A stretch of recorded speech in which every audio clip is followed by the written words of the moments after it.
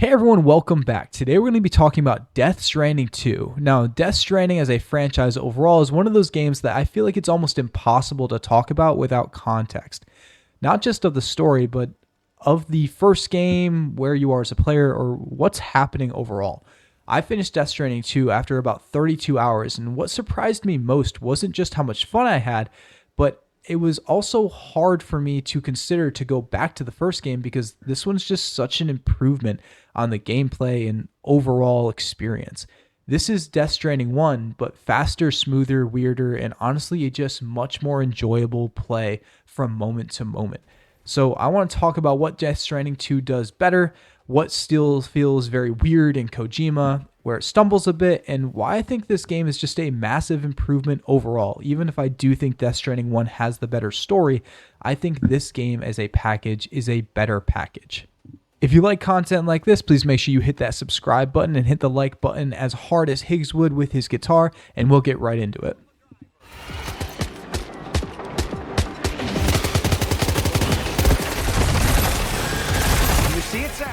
So right off the bat, the first thing you're going to notice with Death Stranding 2 is that it's absolutely gorgeous.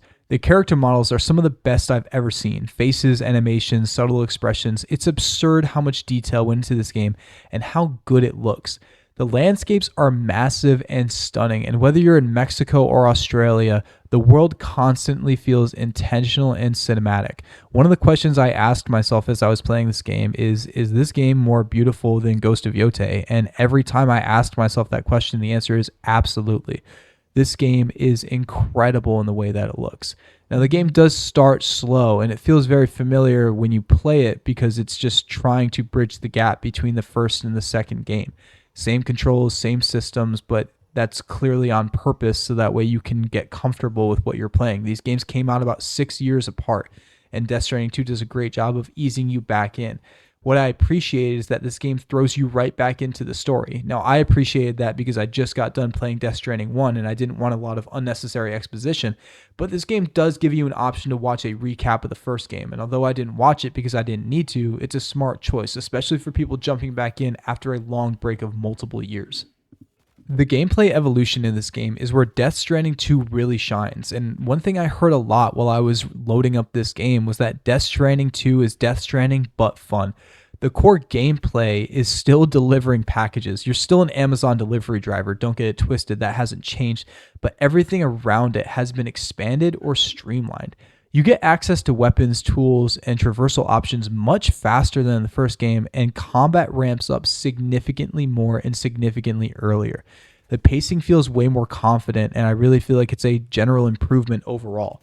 The big thing is I got addicted to building in this game. Roads, monorails, fast travel systems, hot springs. The game is designed to not only make you want to expand this world, but as you expand the world, it becomes easier to play. The infrastructure system in this game is way more accessible, and once you start connecting to the world, it's satisfying. You don't want to stop. There were long stretches of time where I wasn't even thinking about the story, and I was just trying to finish a road or build a monorail or figure out where I could get materials closest to the next building site. That feeling of wanting to play just one more hour doesn't exist in Death Stranding 1, especially towards the end of the game, because I just kind of wanted to finish it. And although I did get addicted to building there, and I spent a lot more time doing optional content in Death Stranding 1, this one I just had more fun with. In addition to the gameplay being better in Death Stranding 2, one of the biggest improvements in Death Stranding 2 was the main character, Sam. He has significantly more personality in this game, more dialogue options, more things that he says, more things that he does, more reactions. I still feel like he's the same character. He's clearly still Sam, but I feel like he is better written, better performed, better directed. It's a great progression from 1 to 2. You can choose dialogue options in this game, and while that doesn't really make a big difference, it just provides you more information. You don't even hear Norman Reedus saying these things, you just select them on a screen. It's still a great way for you to get a little bit more connected to Sam because I could hear him saying the things as I was selecting them. I don't know if this was necessary, but it is an interesting improvement to the game overall. He feels like someone who has lived through the first game and came out kind of a better person because the opening in this game is very heavy and difficult to him, which is kind of what you want in the sequel because you want to be able to see your character grow even if he goes through some tough times.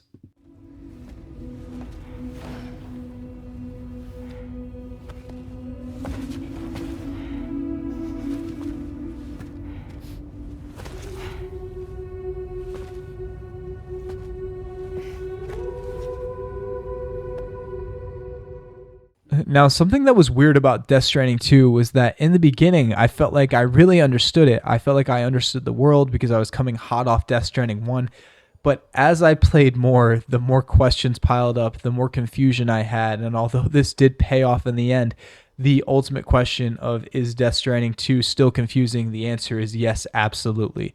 Even after 17 hours in, and again near the end, I had moments where I thought I have absolutely no idea what's happening, and I kind of love that. Kojima introduces new weird concepts that twist your brain just enough to keep you engaged without completely losing you, especially if you understand the world from the first game. There are more characters this time, some immediately interesting and some less so, but overall the cast feels bigger, more ambitious, and generally overall really good. I really liked Rainy and Tomorrow, and I like the idea of these characters that have some abilities beyond just being doom sufferers that allow them to kind of control and respond to the world. I do think Fragile's redesign is really dumb. I don't like her outfit. I think it's stupid. And initially in the game, when you see her skin is normal, I said, why is her skin normal and why is no one commenting on that? And although you do figure out why in the future, I found it really weird and jarring that nobody mentioned it. Overall, I think the characters are written well, and I think that the story is well directed, but there were just some things here and there that stood out and had me scratching my head. But this game is overall, again, just a really good experience.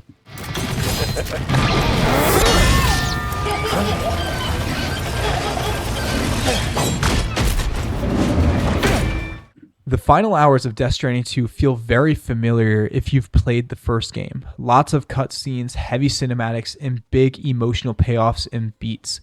But the difference here is that there's way more action spread throughout the final chapters and not just at the very end. The pacing after Chapter 10 is fast. Chapters fly by, and the final boss encounters feel like intentional callbacks to the first game's ending. They're dramatic, fun, and sometimes even ridiculous in a funny way. With Higgs returning as the main villain and antagonist in this game, I have to say he's a fantastic villain. His motivations make sense, and his evolution from the first to the second game absolutely was something I was sold on. I feel like it's something that makes sense, and while he's an awful person, he absolutely fits in this world, and I loved seeing him on screen. There's one plot twist towards the end that felt rushed and underdeveloped. It shows up, disappears, and doesn't quite land for me, and I don't know why it was written in there, because I feel like if they did write it differently, it could have done way better, could have done way more for the story, but this is a rare miss in an otherwise strong finale and strong narrative throughout the game. That being said, the ending itself is very powerful, emotional, and even teases a potential third game with a new playable character, which gets me really excited. Even though Kojima has said that he's not planning on making the third one, I don't put it past anybody to potentially make a third one in potentially another decade. So the big question I'm going to pose is Death Stranding 2 better than Death Stranding 1? And I think overall, Death Stranding 2 is the better game. I think it's pretty clear.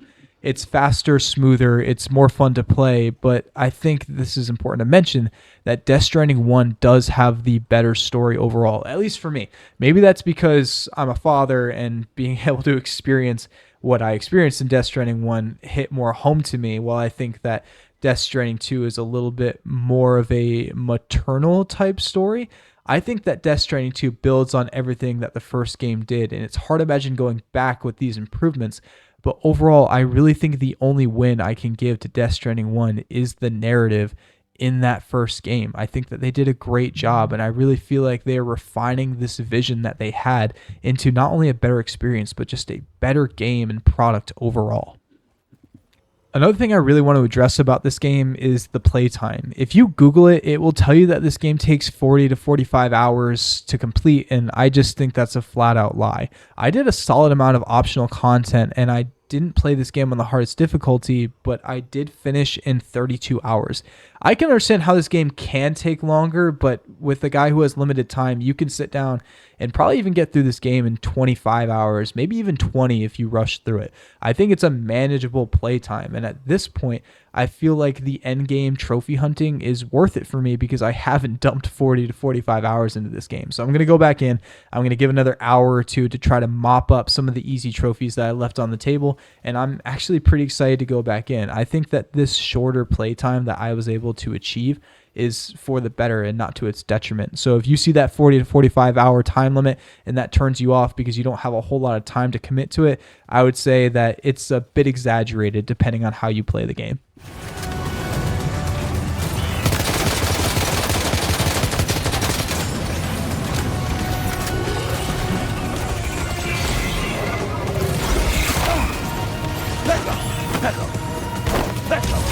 So ultimately, Death Stranding 2 is Death Stranding, but refined and, in my opinion, just better overall. It's weirder in the right ways. It respects your time more. It's engaging more from moment to moment. Sam grows, the world expands, the systems evolve.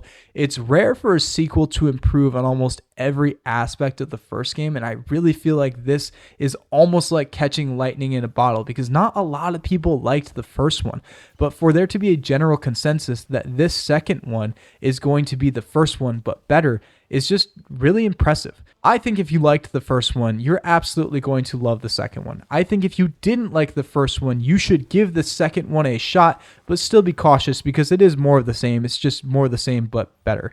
So overall, I recommend this game. Let me know what you think in the comments. Do you like Death Stranding 2 or Death Stranding 1 better? I can't wait to read what you guys have to say, and I can't wait to talk to you in the next one.